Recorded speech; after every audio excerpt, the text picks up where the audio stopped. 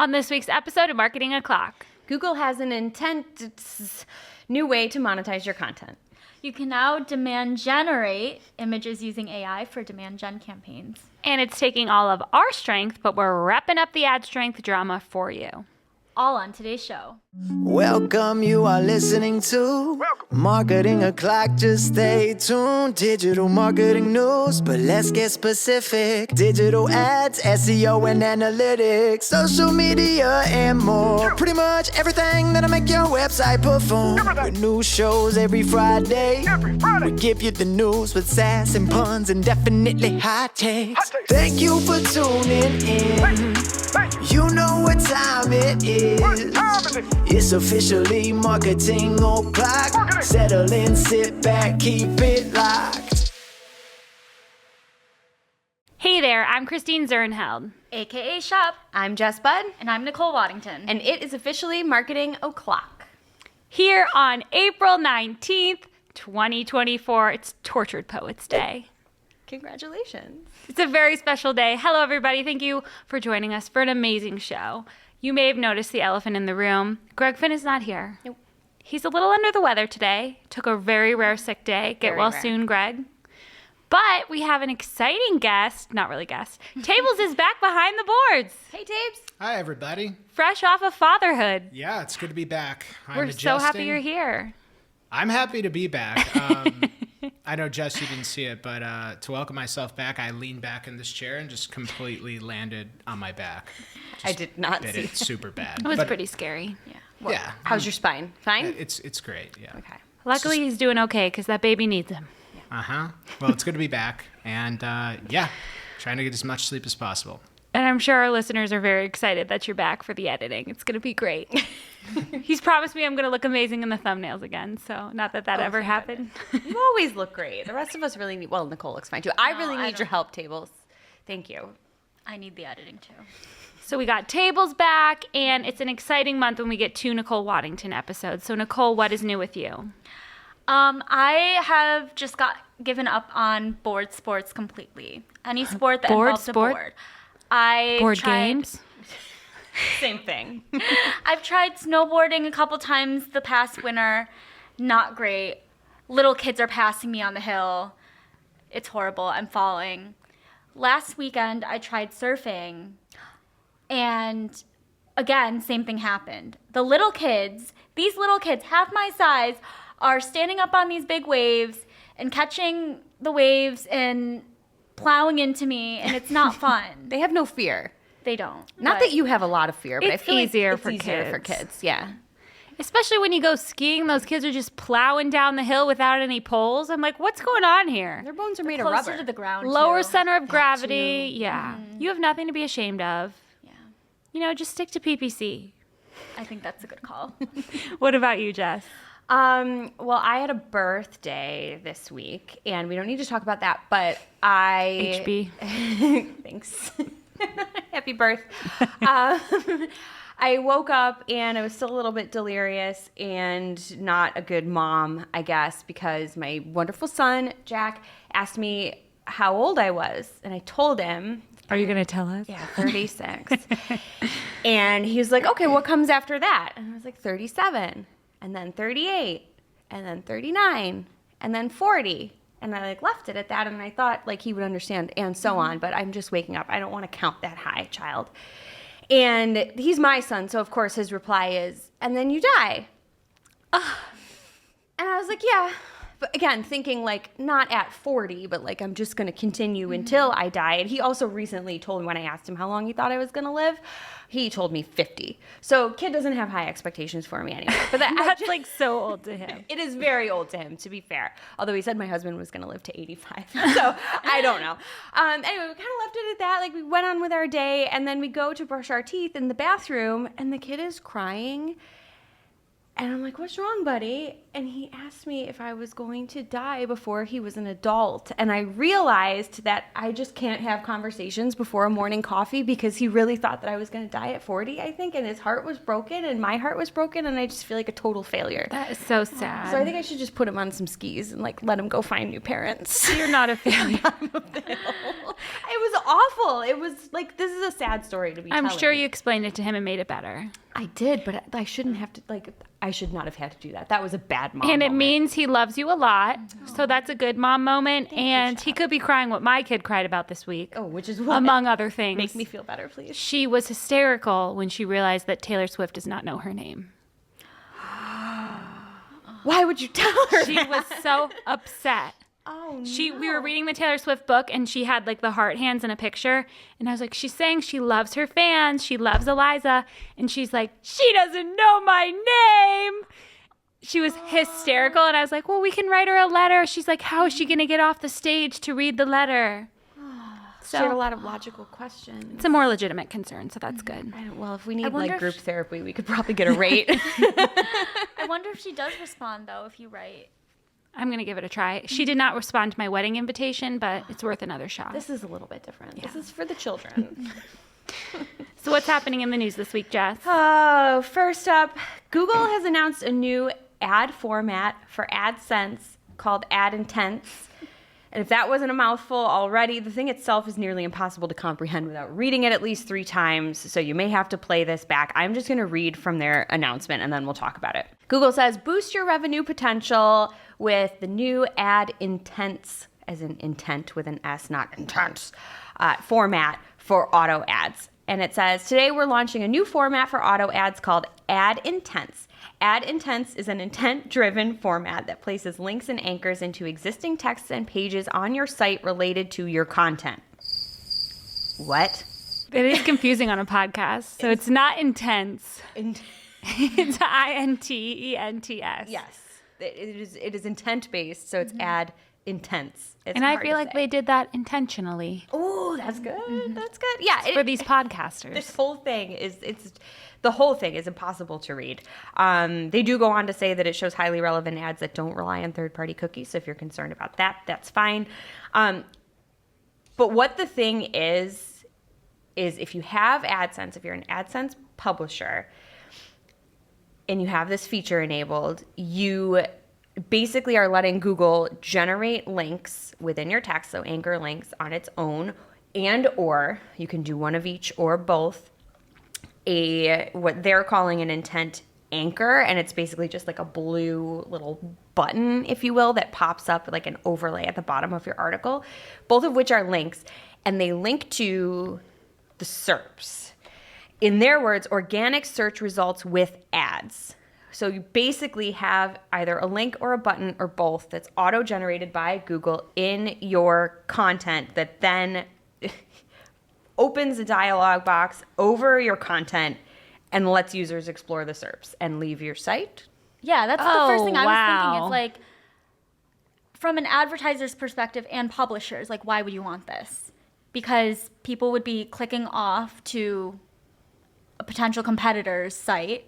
Mm-hmm. I guess people are Or- clicking off anyway because it's an ad potentially, but it's very self-serving of Google. It is. Yeah. And it looks, I mean, that the button is one thing, that the anchor, but the link, I mean, that you're just letting Google drop link on whatever, drop link, hashtag drop link, drop a link into your text on whatever you want. And like if you're not paying attention as the Yeah. user, like you think that the publisher is endorsing that, and then you're just sending people off to that. I just feel like it's probably a bad user experience. And it's like, I'm scared to talk about SEO because it'll come for me. But like, don't they want to like cut back on all the link sharing stuff? Like when it's up to no good, like selling links. yeah, I don't know. And now they're going to use it for ads. Yeah. And then I wonder, like, because the box that opens up has ads in it. It's basically like a browser window. Yeah. Like a Google SERPs Yes. window. And as an advertiser, if your ad shows up in one of these, Like, is this going to count as an impression if they click? I'm assuming you're going to get charged. Yeah, but you know what? That it would be a search ad in Right. theory, but the Or user didn't shopping, actually there's- perform a search. Yeah. Yeah. That's interesting. I don't know. Nobody knows. People are talking about it. Glenn Gabe said, holy hell, AdSense intent ads will link from your content to Google search results with ads and organic listings. Remember, the ad side of Google is completely separate from the organic side. They don't communicate about this stuff. Beware. Darth Autocrat on X, I believe, says, with a lot of characters around it, enough, tagged search liaison and ads liaison and said, I think that's about enough of all of this. It's not enough that you steal traffic from sites in the SERPs. You are now intent on stealing actual site visitors and directing them back to Google. Jenny did reply to that one and note that it is an opt-in feature for publishers, so it's not like this is going to happen automatically. You will have to sign up for it, or not sign up for it, like sign on for it, I guess. But I don't know. I just feel like this could get really out of hand, and we'll talk more about AdSense publishers not being happy, not making a lot of money, so maybe this is a desperate attempt at driving more revenue for them. But I don't know. I don't know that I would click. I would probably click on a link within an article. I don't think I would click on a button. I don't know. It's interesting. It looks nice it looks fine if you watch the GIFs of these things, but I think on principle this is a very, very weird move. It's not a good look for Google. It's not. It's not making me trust him more. Going back to that PPC survey last week.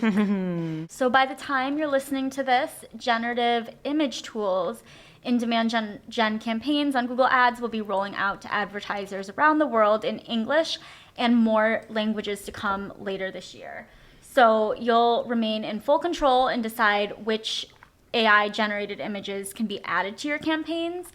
Google AI will never create two identical images, and all images generated by this AI tool will include mechanisms that allow them to be identified as generated, such as an open standard markup that will surface on tools like Google Image Search, as well as Synth ID, which is an imperceptible digital watermark that is resistant to manipulations of the images. So another AI tool integrated in the ads platform. They have an example of cozy tents for winter adventures. So they have northern lights with tents that it generated. I don't know. I just don't trust any of the AI image tools that we've seen from Google.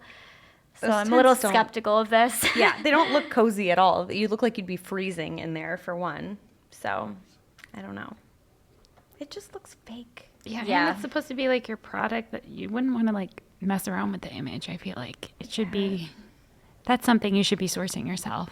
Yeah, I guess chalk it up as a nice to have, but I'm afraid of it. Beautiful northern lights. And next up here, we have an update on all of the ad strength drama. And I'm just really sad that Greg isn't here to close the loop on this, but I will do my best. He was really fired up for a few weeks about this. So if you're not familiar, this all started with a tweet, a post, an X from Nate Lewis at N8Lewis on X.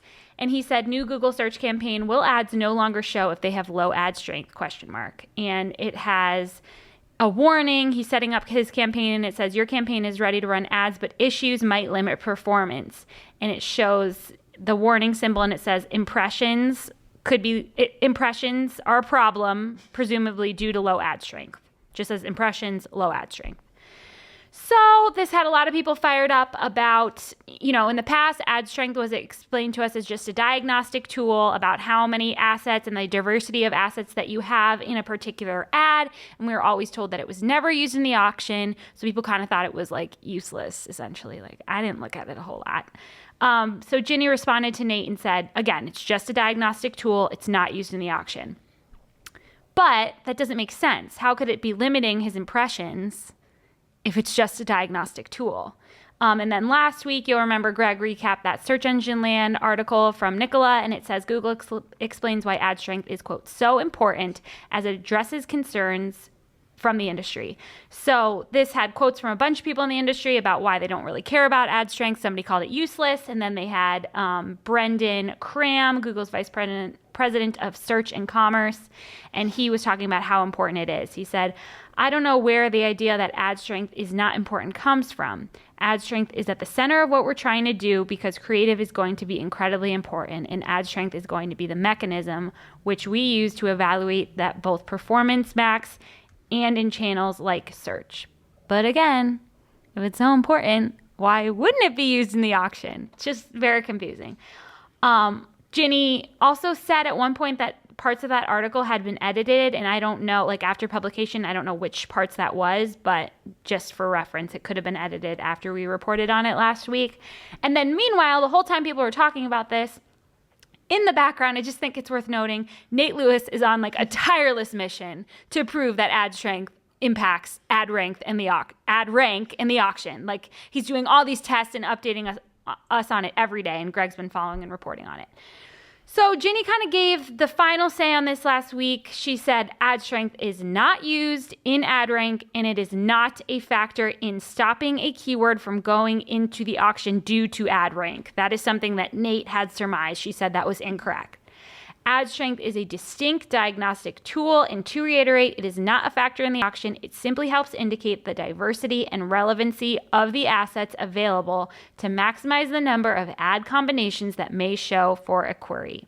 More combinations available typically means you'll have more opportunities to serve relevant ads in more options.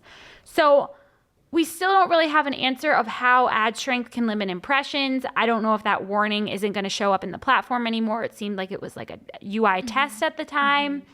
But if anyone's wondering, Google is tripling down. I don't know if this has changed since we started talking about it, but ad strength is not used in the auction, and it does not impact your eligibility for the auction. It cannot stop an ad from or a keyword from being eligible in the auction. So that's the final word on this for now. Now it's time for this week's Take of the Week. This is a #fire digital marketing take with extra spice served up for you.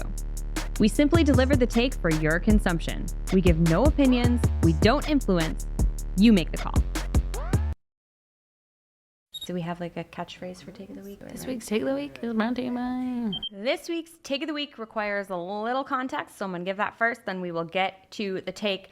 So there was a post on X from Colin Slattery at CJ Slattery on the platform. This says, agencies are a great option. For most brands, they're almost certainly the best option, and here's why. He goes on to talk about all of the things that agencies offer, like expertise, flexibility, affordability versus the cost of hiring somebody in-house.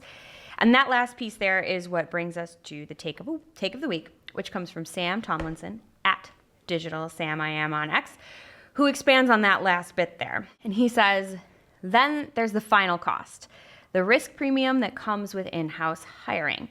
Most brands think of the cost of a bad hire as just the salary plus fringe, usually, and he's got a math equation. Big math guy. Big math guy. And he says that's wrong. The actual cost of the bad hire is far more. You can read his full tweet. I'm not going to do that, but I'll sum up his points. So number one, there is the time spent on hiring the person, which he says is anywhere from 100 to 200 hours per hire. Time spent firing the person if they're not good, including documenting issues, having meetings, potential legal consultation he's got in there.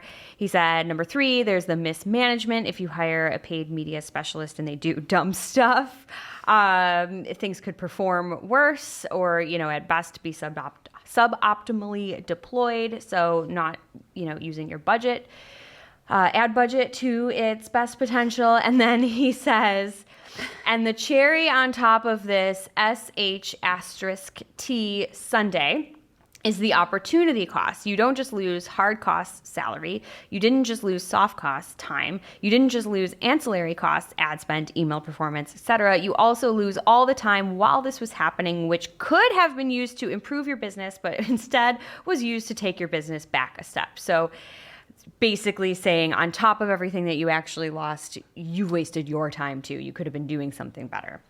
He said, add it all up, and a bad in-house hire can easily be a $1 million mistake, and that's if the brand catches it quickly, which most can't. That is the take of the week. I'm a little bit biased here. CypressNorth.com if you need help. But I feel like there's something to that. Honestly, like hiring somebody good is very difficult. And hiring a good agency can be too. You should take the time to vet. It's not like it's just going to be a quick win, but once you do that, you should be set and you can go back to doing your job if you hire somebody that you trust. And it is a little bit lower risk often if you do that with an agency versus investing in an in-house resource. So again, cypressnorth.com if you're looking for a great digital agency. Now it's time for this week's ICYMI. ICYMI people. This is something you just might not have seen. Maybe something that you overlooked, but you shouldn't have. ICYMI people from Sam Tomlinson. Ever heard of him? At Digital Sam I Am on X. This week, he is talking about how important it is for advertisers to be paying attention to Reddit ads in 2024. So he says Reddit ads might be the most undervalued inventory on the planet right now.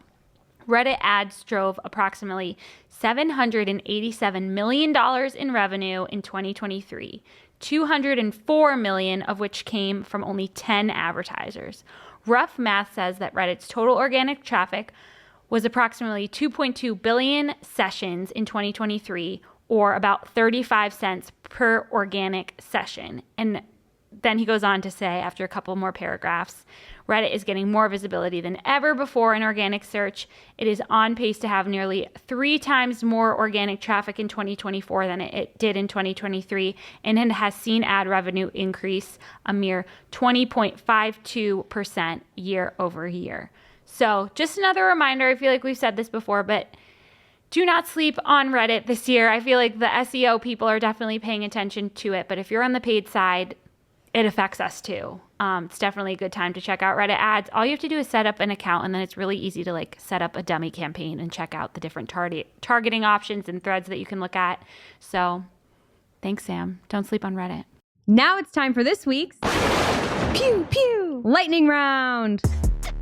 At this point in the show, we split up our content into 3 parts: paid, organic, and social.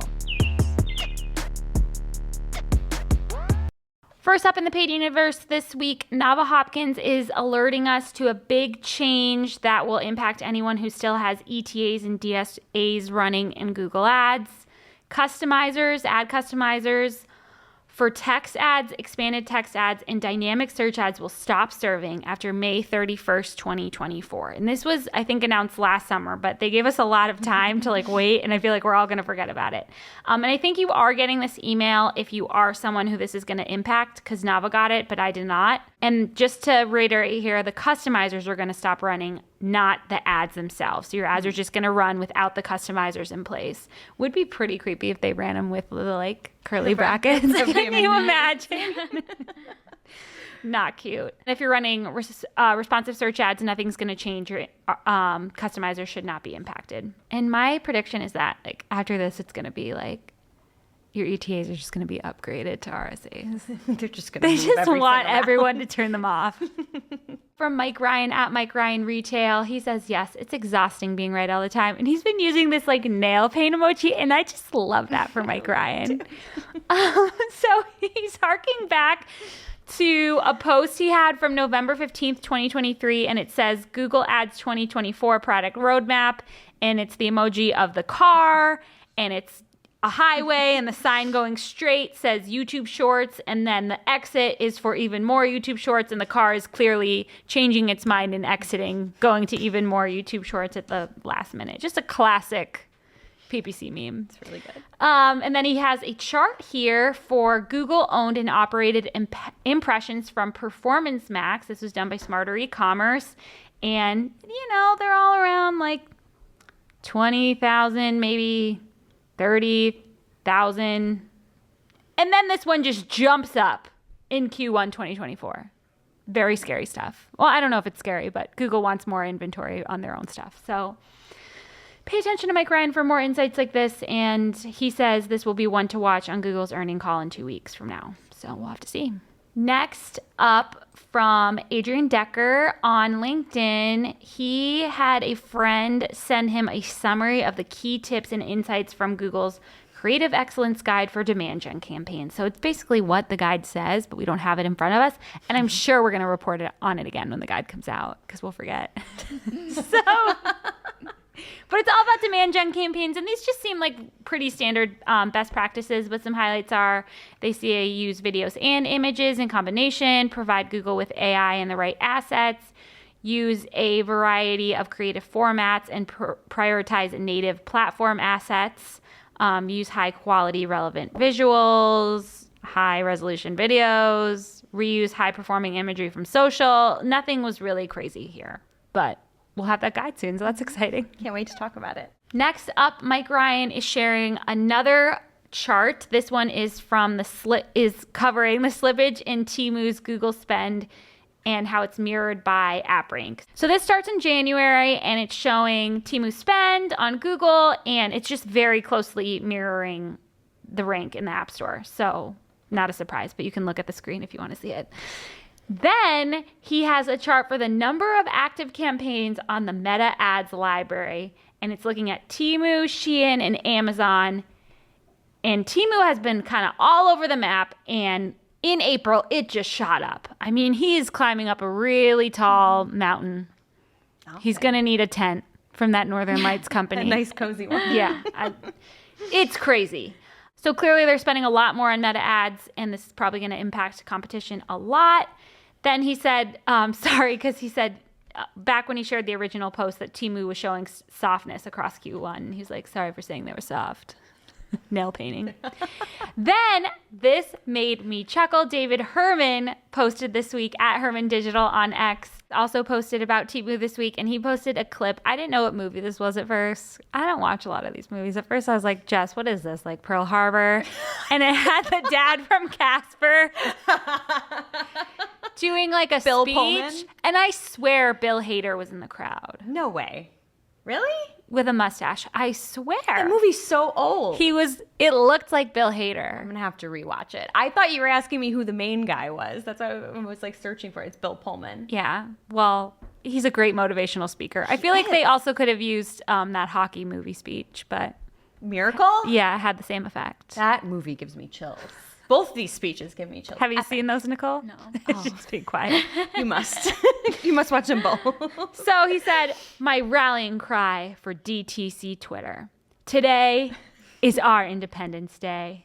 Today is the day we launched the largest aerial battle of mankind against a foe that's trying to kill us on CPMs. Today we defeat Temu once and for all. Today we need you, DTC Twitter. Mark every ad of Temu as offensive content. We can win. The most powerful line in that speech is, we will not go quietly into the night. And I really feel like it belongs in here. We will not go quietly into the night. DTC Twitter, except for the Temu people. You mark those as offensive content. No, you're going to get like banned from Facebook. But you know, your heart's in the right place, David. It's great. Next up from Thomas Hassell at Thomas Hassell on X. He posted a new update in Google Ads. They removed the ability to hover over a daily budget to edit it. You have to hover, then press edit budget. Shocking to me. I bet that's only when you're trying to lower the budget, but I haven't seen it in my accounts. And that's unconfirmed. That's my guess. More news from Thomas Hassell. He says Microsoft advertising has community responsibility attributes. This was definitely something new for me. Not to brag, Thomas, but it wasn't new to me. Just kidding. It was not new to me, but every time I try to post something on Twitter, it's not new to other people, and I'm deadly embarrassed. So You just needed a moment. I wasn't going to say that, She's but not I did. going quietly into the night on this.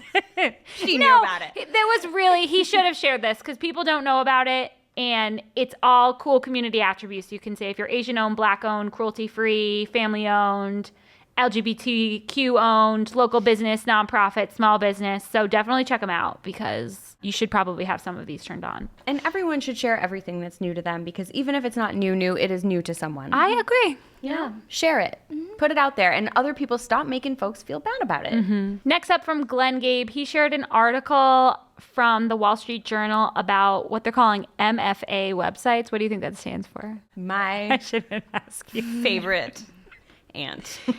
Made for advertising. Oh, mother ads.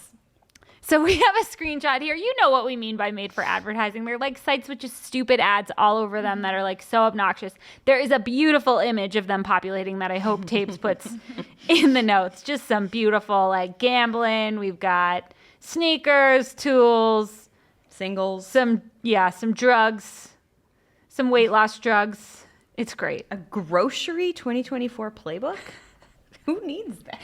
But he says MFA sites also often aggressively refresh the ads they display, potentially showing visitors the same ad thousands of times in a single session, according to a report from the research firm Analytics. That means that unwitting brands could be paying astronomical prices to reach one consumer. So some industry people think that these should be shut down, but I mean, I don't like to be on those websites. Next up, Kushal Barwani found this new similar product feature in shopping ads. So he says, I'm not sure if I have seen this before in a shopping ad, but it's interesting to me. And below the shopping results, there's this section for ads. It says sponsored, and it's labeled as similar products.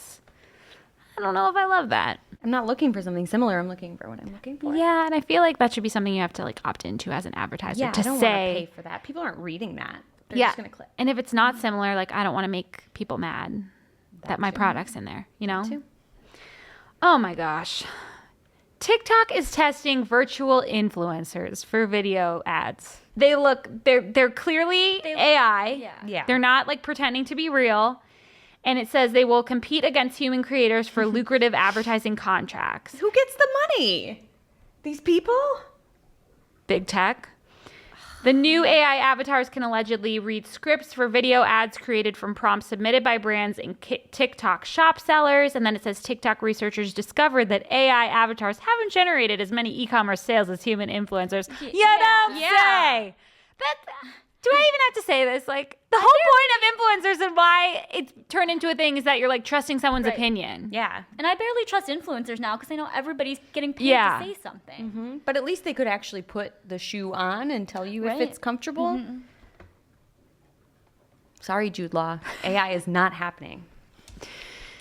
PPC Greg let us know that Spotify has a tracking pixel now. It's awesome. Finally. Finally. And from Dario Zanoni, he spotted a new feature in Google Shopping ads. This is called conversion annotations. And they leverage aggregated conversion data from a product's history in Merchant Center to display notices like best selling or 1,000 shopped here recently. Quote, conversion annotations are Google's new feature designed to showcase the popularity of stores and their products to shoppers. This is something you can opt into on the conversion settings page in your account. And he says, note, I haven't found the opt-in option yet, but there is already an article on Google about this. It seems kind of cool. I wish you could I don't know how much control you're going to have over which ones they are, but love it. What's happening in organic, Jess? So Google's launching a paid version of Chrome, and they are targeting businesses with this one, essentially. Chrome Enterprise Premium offers enhanced security measures, data protection, and malware scanning. There are, anyone can use it, I suppose, but business-specific benefits include if you subscribe to Enterprise Chrome, managers can limit documents that can be uploaded or printed. That's cool, I guess, if you have a lot of issues with that. If you're a large organization, maybe you do. It's compatible with enterprise software such as Google Workspace, so you don't have to worry about that. And the premium version comes with, like I said, data loss prevention and malware deep scanning. So the free version obviously does not have that. So if that's something of interest to your business, check out the article for more boring details. So playing Greg Finn here, this is where I would say from Barry Schwartz, the incredibly fast talker over at Search Engine Roundtable. Is that right? Okay. So I said it. By the way, have you heard Greg on It's New this week? Yes, it is new. By the way, those SEOs, not thinking about how the name title is competing with Taylor Swift. I definitely Googled It's New to try and find it, and Taylor Swift came up first. Cruel Summer, baby. Wow. They should have consulted me. You would have known. Pretty soon it'll be a household name and they'll be ranking. Yes, I agree. But yeah, it's new. You should check out Greg. He did that this morning, but didn't come to work and do the show. So that's fine. Yeah. So here I am trying. Did we talk about this printer thing? I know we talked about it internally, but I don't think we talked about it on the show. I don't remember it. I hate printers, so I would remember. Yeah, perfect. So everyone hates printers. They don't work. But if you need the best printer here in 2024, The Verge has an article for you. SEO nerds will probably already know about this, so I don't know that I need to give a full update. But basically, they had written an article trying to rank for best printer in Google, and had recently slipped in the rankings, so they updated it for 2024. There's some AI content in there, some affiliate links, like doing all of the things, right? And it's funny, people have had a good time with it, and it's really just like a tongue-in-cheek article, which you should read if you're interested. So the people who wrote it like hate printers too? I mean, printers don't work. Everybody knows Why that. do you think I'm married? Like, so my husband can print things at work. Yeah. Well, actually, the Brother printer that they recommend... I don't want to deal with our printer here. Our printer here is impossible as well. The best printer for 2024, the Brother laser printer. I have one at home. It works 5 out of 10 times, just like any other printer. They're all the same. They all suck. But the point is that The Verge did some tricky things and then was able to rank What a again. flex to have a printer at home. Like, you are an adult. I do not. It's like having a landline. Yeah. I don't have one of those, but my parents do. So between the two of us, You have a printer and a landline. fully functioning. Yeah. What I could maybe fax them if we combine the technology. Anyway, this is a thing that's been going on, and as Barry said, he has been waiting for a Googler to respond to this at all. A lot of SEOs have been commenting about it, and John Mueller did respond, and he said people seem to really enjoy it. So that's why the content ranks. People enjoy it. All right, so Google is testing some new things or new displays in the SERPs. They're testing horizontal lines under site links, and people also ask elements in the search results. They're testing a darker line under the featured snippets. Both of those things, I think, just kind of make things look messy and not modern. I don't really like them, but whatever. Google is also testing rounded site link buttons. Those are fine. We've been talking a lot about how forums and some not so great threads on them are surfacing at the top of the search results for some health-related queries. Danny Sullivan has taken to his @SearchLiaison account to respond to the criticisms, as well as confirming that Google is aware of the concerns and looking to address them. So there was a post on X from @TaylorAnnBerg or Taylor Berg that said, I think the worst, she says think, but I think she means thing, about the whole discussions and forums thing is how dismissive I feel Google is being. The response of, we will take this feedback to the team, kind of sucks when we're bringing up that spammy forum answers are outranking doctors for med terms. So she was just kind of calling that out, and I know that sentiment was kind of out there. It's not just hers. So Danny did reply, and he said, I'm sorry my responses have come across as dismissive. If that's what you're referring to, I haven't meant them to be, nor are they being dismissed. The feedback has gone back, and people are indeed looking at how to improve here. To recap why I had hoped it wouldn't be seen as dismissive, ... He puts in a bunch of things that he said with links to further details there. And then he says there's more of that. You can go through my replies. Saying I'm passing feedback along really isn't like, no, this doesn't matter. It does get seen. People are using this type of feedback actively to understand ways to improve, and it is appreciated. So thanks, Danny, for stepping in and saying, a lot of times, it's like, oh, I'll tell my manager. Like, no, he's actually laddering it up, and it seems like they're actively working on it. So thanks for clarifying. He did also reply to a post from Lily Ray on LinkedIn about it, and you can read that whole thing too if you want. The link will be in the show notes. But there's a lot of chatter, and Google is officially responding and addressing this. So that is nice to see. Another weird thing Google's doing, they are responding to a pending bill in California, the California Journalism Preservation Act, or the CGPA, that would require Google to pay a link tax to publishers. Google's response is, we're just going to test for California users, just removing those links to California-based publishers from the SERPs. Google wrote, quote, to prepare for possible CGPA implications, we are beginning a short-term test for a small percentage of California users. The testing process involves removing links to California news websites potentially covered by the act. Playing dirty. And they're doubling down. They also said that until there is clarity on California's regulatory environment, we are also pausing further investments in the California news ecosystem, including new partnerships through Google News Showcase, yada, yada, yada, all sorts of things. They're just not playing nice with the great state of California. But they are playing nice with Google Maps. It's their own product, but somebody's got to say the Higman thing when I say Anthony's name. I'm ready. Okay, thank you. So a post from Anthony Higman. Higman! Ooh. Greg, you got to try to do that next week. He says, some weird / interesting updates to maps today. 1, upgrade to smarter Google Maps. Just make it better. Smarter Google Maps, according to the screenshot, are real-time, faster, and personalized. And 2, new 3D buildings show you rich details while you navigate, which is cool if you're not in the driver's seat. Yeah, I feel like sometimes that's more distracting and harder to see. And these Teslas have like big screen TVs. Well, don't they drive themselves, though? Good point. So So, maybe you it's could just navigating enjoy the itself. rich details. He also says, and this is from one of the screenshots he shares, plus saves you 6% gas. P, as in parking, is medium. He says, not sure about that one, and no comment specifically yet, LOL. I would like real-time turn-by-turn navigation and live traffic data in my Google Maps. I feel like I already get that. I know.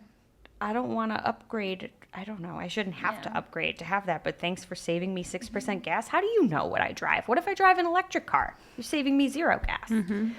Presumptuous. Okay. Many Google AdSense publishers have been reporting massive declines. I alluded to this before in their earnings and RPMs, which is revenue per 1,000 impressions, not like from vroom. It's the opposite really here. Since late February, despite traffic changes, or despite, I would say, lack of traffic changes or any other updates on the publisher side. Again, this is just a lot of people commenting in threads on forums about how things are going for them. They're complaining of their revenue being down 70. I saw one that was even as high as 90% in some places. So it's a great time for a new ad format that can make them some quick dollars. What I love too is that Barry is just like, here is a chart.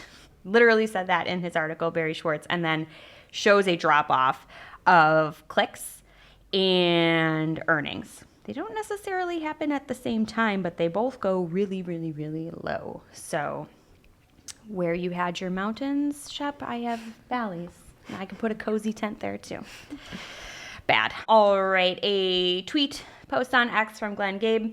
May 5th will be like March 5th, with a flurry of manual actions plus algorithmic demotions. It is approaching quickly. Should be very interesting to analyze. And then he has a quote here. It says, site reputation abuse is when third-party pages are published with little to no first-party oversight or involvement, where the purpose is to manipulate search rankings by taking advantage of first-party sites' ranking signals. So what he is talking about here is something that Barry Schwartz had shared, basically saying that Google confirmed that the upcoming site reputation abuse spam, I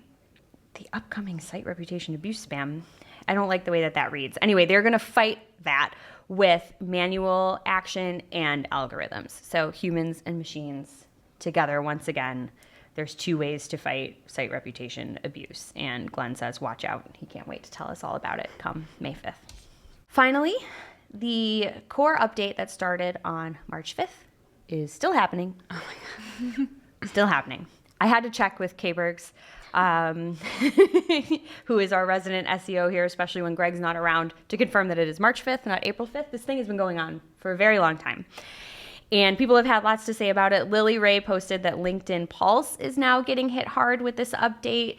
And she's got some screenshots of some charts where LinkedIn Pulse for a while in recent months had actually been gaining some traction and then just took a huge dive a couple days ago, really, here. She says, wonder which systems Google is currently updating with a nerd face. That's hurtful. It's more of a geek to me. But just to be clear, so Lily's saying that she is seeing a drop-off in LinkedIn Pulse content. But when I was talking to K-Bergs about this earlier, she said that one of our clients is actually seeing a dip in rankings for a piece of content that they have that's traditionally done fairly well, and it has been overtaken by LinkedIn Pulse. So I'm not saying Lily's wrong. I'm just saying, again, a lot of volatility here, and we will continue to watch it. And thank God Greg will be back next week to talk more about it. Maybe it'll be done rolling out by then.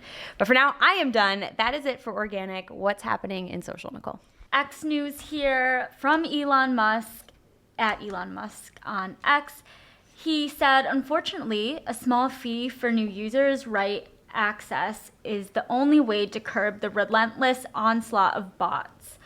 Current AI and troll farms can pass "Are you a bot?" with ease. Another thing to pay for. I'm not surprised. Yeah. Who's going to sign up? Yeah, I don't know. It says so to expand on this, users will be able to create an account and browse the app for free, but if you want to actually interact, you'll need to pay this fee. And Musk further noted that after 3 months, new accounts will be able to interact for free. So it doesn't seem like it's a forever thing, but you're blocked from interacting for 3 months if you want. So I would if you wait don't to wanna sign pay. up. For sure. Well, I would sign up and then wait the 3 months. Yeah, to tweet anything. Yeah. I also never tweet anyway, so. Same. But I do want to visit a troll farm. Are you too young to remember, Nicole, what trolls smelled like? Yeah, yeah. The troll dolls? The troll dolls, they smelled so good. If you went to a Yeah. farm, it would be like the most aromatic experience. We got to get you one to smell. It's good if you like to huff plastic. Did you ever like rip off a Barbie head and snort the inside? I wasn't allowed to have Barbies. We'll get you one But of I those know too. what the fake plastic smells like. Yeah. Great. News from TikTok. They are paying creators to up its search game. Creators making money on the platform will now be paid based in part on how well their content meets what other users are searching for. And we keep reporting on how people are using TikTok more as a search engine, so this makes a lot of sense. TikTok calls this metric search value. It's one of the 4 core elements in determining a creator's payout, and it's part of their new monetization program called Creator Rewards. So TikTok's encouraging creators to use a new tool called Creator Search Insights to research trending searches and make content on that. In social media today, Andrew Hutchinson had an article, "Will AirChat become the next big social network?" And he thinks not. So Spoiler.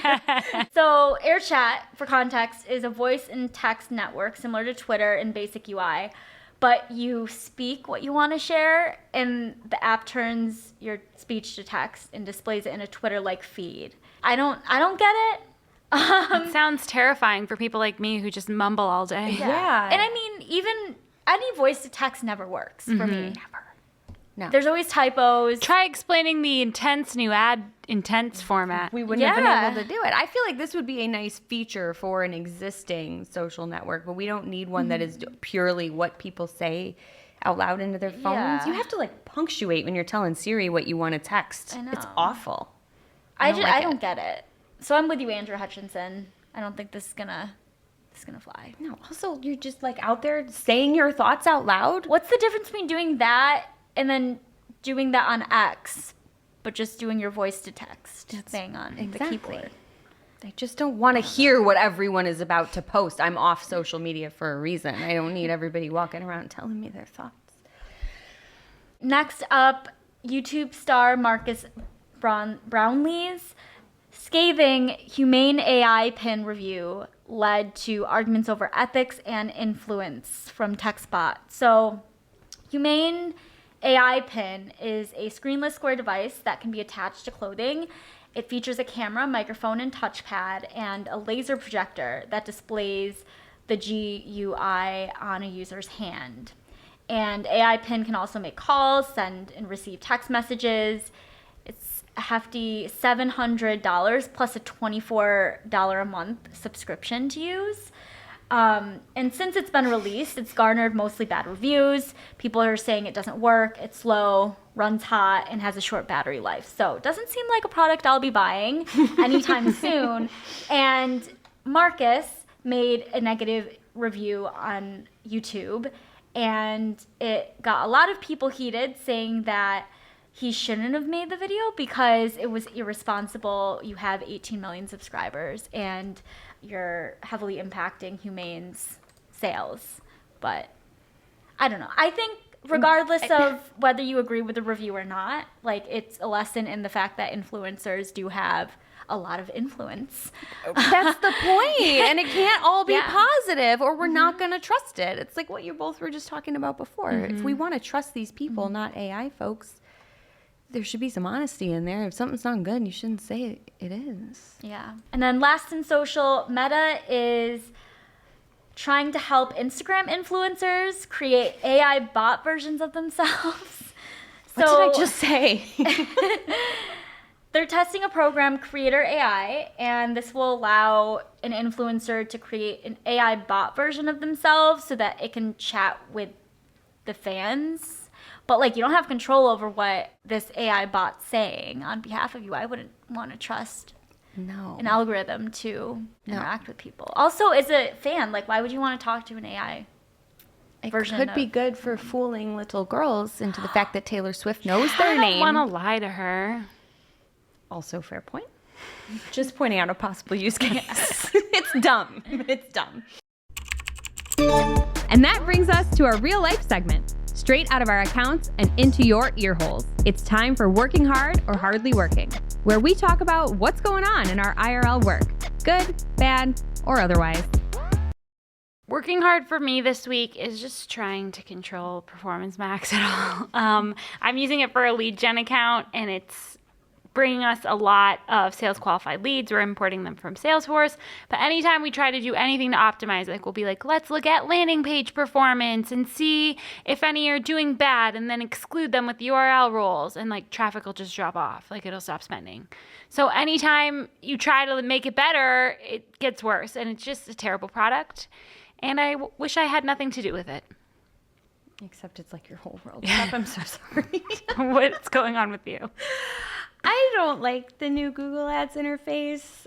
I don't know where I am. Yeah. It keeps putting the settings right in my face, but then when I need them, they're the wrong ones. I've been using this thing for a week, and it took me until today when I was putting this in here to realize, because I thought that for some reason, your settings, to get to the settings for the thing you were in, you needed to be in the thing below it in the hierarchy. So for example, I was in the ads tab and saw the ad group settings at the top, and then I would go to like the ad groups tab and see the campaign settings at the top. And I just thought it was this weird, like either bug or they were just doing something stupid.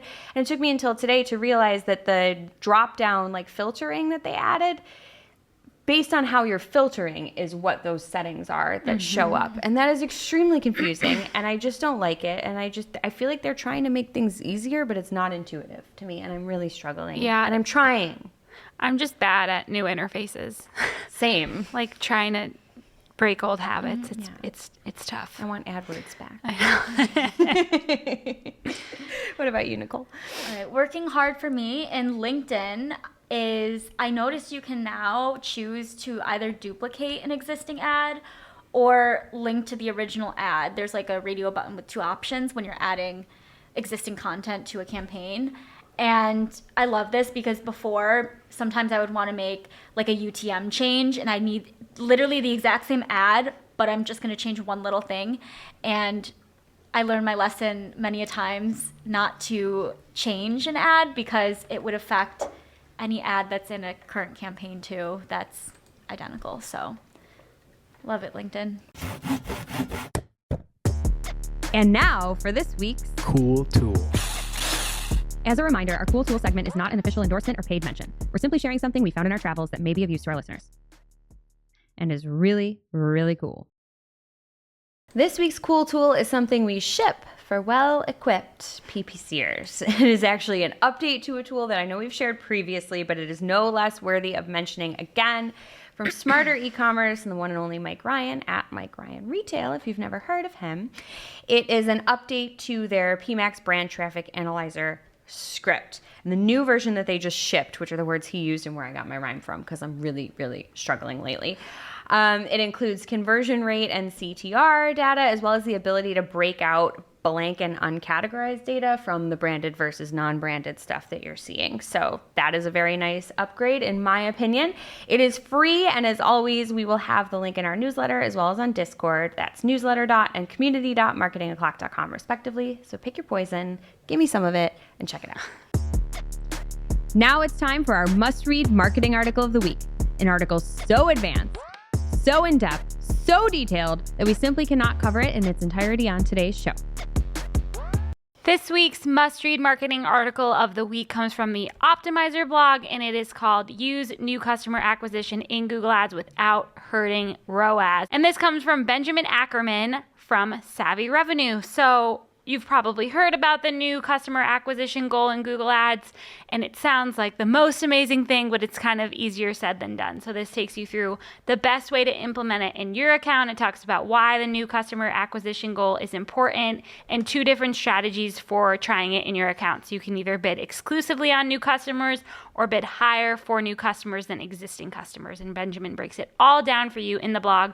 And just like Jess said, we're going to have this in all the places: newsletter, Discord, pick your poison. Please don't give it any to Jess. You know, she's important around here, but check it out. And now on to our playlist of curated songs to work to. You can head over to playlist.marketingoclock.com to listen to Marketing a Playlist.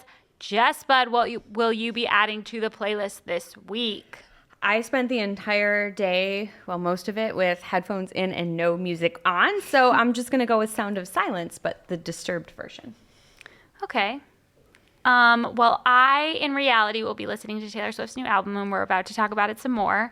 But for now, I have really been enjoying the new Maggie Rogers album, so I'm going to do The Kill by Maggie Rogers. I've liked that album. There too. are so many, like, pop queens just releasing bops here I'll say. in the spring of 2024. It is an amazing time to be a woman. Nicole, what about you? I will be adding The Way You Move by Outkast. I love that song. All right, that does it for today's show.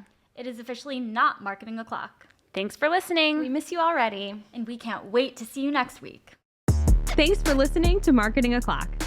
If you're looking for more information on today's topics, head over to marketingoclock.com/newsletter to receive every single article we covered.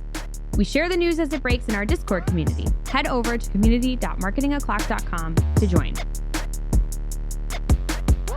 Welcome to this week's Shootin' the Heck. We're after our famous Friday news show. We don't talk about marketing anymore. We just Shoot the heck. And Greg is gone today, so I've commandeered the segment of the show. This is a big day. We are recording this in the past, but on this day, April 19th, 2024, Taylor Swift's new album will be released. And you're not in the office? I have taken the day off. Do not look for me. Do you guys know anything about the album? It gives me folklore vibes, but I don't know what the title is. Okay. I don't know anything about it other than You don't have any idea what the title is. No. What are your guesses? Do you? Yes. The title's out there? Yes. I'm going to call it the April 2024 Taylor Swift album. It's not Google naming it. Can you imagine? That's like Adele, how she named all her albums after how old she was. that's right. Which was very cool at the time. I still think it's cool. Yeah. Do you have a guess, Nicole? You must have heard it in passing. I have heard it. Something poet. Yeah. It's the Tortured Poets Department. Or as I keep mixing it up with the Dead Poets Society. Same thing. Same film. So I'm going to go through some of these track list names, and you're going to tell me what you think the song was about. And I want you to be brave and just like come up with some lyrics and sing on the spot, but I won't force you.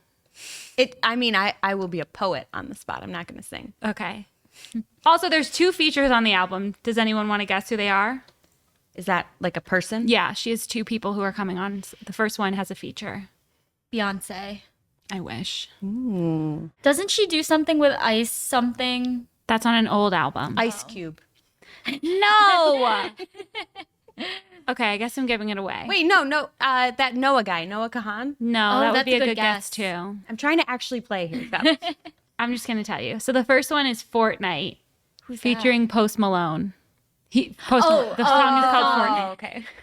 So what do you guys think about this one? Like, what are we picturing?